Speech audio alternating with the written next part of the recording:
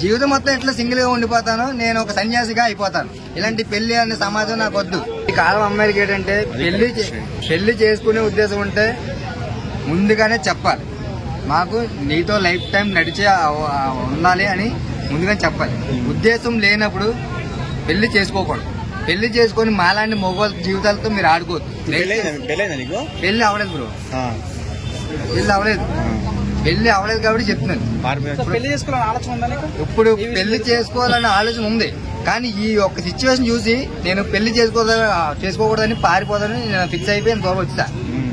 ఎన్నోసార్లు చూస్తున్నారా, మా ఇంట్లో సంబంధాలు చూస్తున్నారు బ్రో, ఎన్నో సంబంధాలు చూశారు. పెళ్లి టాపిక్ వచ్చిన ప్రతిసారి నేను కాశీ గాని, లేకపోతే సిరిడి గాని, లేకపోతే మన భద్రాచలం గాని, లేకపోతే అయోధ్య అని చాలా ఊర్లు పారిపోయాను.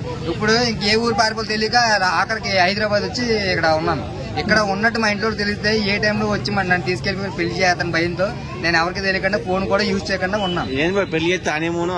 పెళ్లి చేసుకుంటే ఇది సేమ్ సిచ్యువేషన్ జరుగుతుంది. హనీమూన్ అంటారు, జీవితం మొత్తం ఇట్లా సింగిల్ గా ఉండిపోతాను, నేను ఒక సన్యాసిగా అయిపోతాను. ఇలాంటి పెళ్లి అనే సమాజం నాకు వద్దు. పెళ్లి చేసుకుని నేను సమాజానికి ఏ మెసేజ్ అవ్వదలుచుకోవట్లేదు. పెళ్లి చేసుకుంటే సాగు తప్ప ఏమీ లేదు. పెళ్లి చేసుకోవడం వల్ల సాగు తప్ప ఏమీ లేదు. సింగిల్ ఉంటే సమాజానికి ఒక మెసేజ్ అవ్వచ్చు, మగాళ్ళందరినీ మార్చొచ్చు, ఆడవాళ్ళ పోరులో పడద్దు, ఆడవాళ్ళని నమ్మి మోసపోవద్దు అని సమాజానికి నేను మెసేజ్ ఇస్తాను. ఇప్పుడు లవ్ లో ఉన్న పోరగాళ్ళకి ఏం చెప్తావు? లవ్ లో ఉన్న పోరగాళ్ళకి ఒకటి చెప్తాను, సిన్సియర్ గా లవ్ చేశారంటే కనుక ఇంట్లో ఫస్ట్ వెళ్ళి ఇంట్లో మాట్లాడండి. ఇంట్లో మాట్లాడి మీ అమ్మాయి జీవితాంతం ఉంటుందంటే నాకు పెళ్లి చేయండి. ఒకవేళ మీకు ఇష్టం లేకపోతే మీ ఆస్తి ఏమైనా ఉంటే నాకు రాసి ఇచ్చేయండి. ఎందుకంటే మీ అమ్మాయి నన్ను చంపింది అనుకో నా కుటుంబాన్ని బాగుపడాలి కదా అని చెప్పి ముందుగా సమాధానం చెప్తాను. అంతే, నేను చెప్పాల్సిన కుర్రలు కదా ఒకటే, ఆ అమ్మాయి తరపున ఆస్తి ఏమైనా ఉంటే అబ్బాయి తరపున రాసేసి అమ్మాయిని పెళ్లి చేసుకోండి, లేకపోతే చేసుకోకండి. ఎందుకనుకోండి ఇప్పుడు అమ్మాయిని చంపేస్తుంది, ఖచ్చితంగా చంపేది, ఏదో చంపేస్తుంది. ఈ రోజు కాబట్టి రేపటి చంపేస్తుంది. ఎందుకంటే అమ్మాయిలు పుట్టిందే చంపడానికి. అలాగే అమ్మాయిలు అందరినీ తప్పుగా అనట్లేదు. అమ్మాయిలు చాలా మంది మంచి ఉంటారు, కొంతమంది చెడ్డలు ఉంటారు. కానీ ఇప్పుడు చెడ్డ అమ్మాయిల వల్ల మంచి అమ్మాయిలు కూడా పేరు వచ్చేస్తుంది కదా. అమ్మాయిలు చాలా మంచోళ్ళు, అమ్మాయిలు మనం గౌరవించాలి, ఆడవాళ్ళని అంటేనే గౌరవించాలి. కానీ ఇలాంటి ఆడవాళ్ళని చూసాక ఆడవాళ్ళ మీద కొంచెం ఏదో బాధగా అనిపిస్తుంది. దీనివల్ల నాకేంటంటే రీసెంట్ గా నా ఫ్రెండ్స్ అవుటింగ్ వెళ్దామన్నారు. గర్ల్స్ వెళ్ళాలంటే భయం వేస్తుంది. అంటే ఏమన్నా మనం మిస్టేక్ ఏమైనా ఎప్పుడు చిన్నగా ఏదైనా వాడింటే ఏదైనా మాట్లాడినా వాళ్ళు మైండ్ లో పెట్టుకుంటారు కదా, ఎందుకు పెట్టిందని భయం వేసి నేను రాను అని చెప్పాను.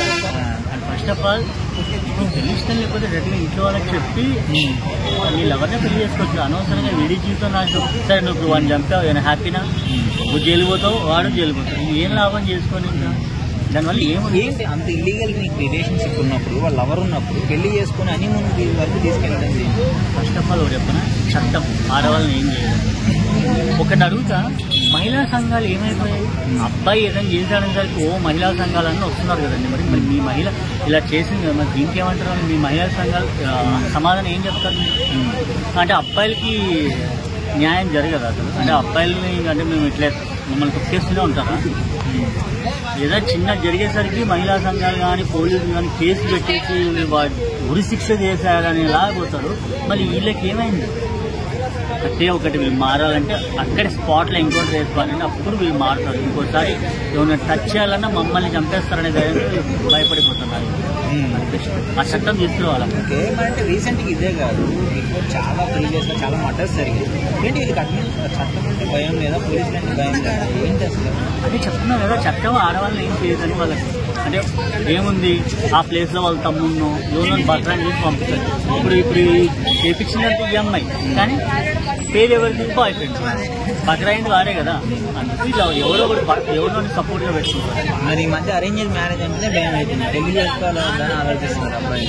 ఫస్ట్ ఆఫ్ ఆల్ నాకు పెళ్లి సంబంధాలు చూస్తున్నారు, భయం అవుతుంది. ఎందుకంటే అది ఇంతకుముందు ఎంతమంది జరిగిందో తెలియదు. ఓకే తప్పనను, బట్ తిరిగి లేదు, కొంతమంది తిరిగిందో లేదో తెలియదు. బట్ వచ్చిన తర్వాత నన్ను కూడా ఫస్ట్ నైట్ లేకపోతే ఏదైనా రిలేటివ్ పెళ్లి కానీ తీసుకుని నన్ను చంపేస్తాను గ్యారెంటీ ఏమి.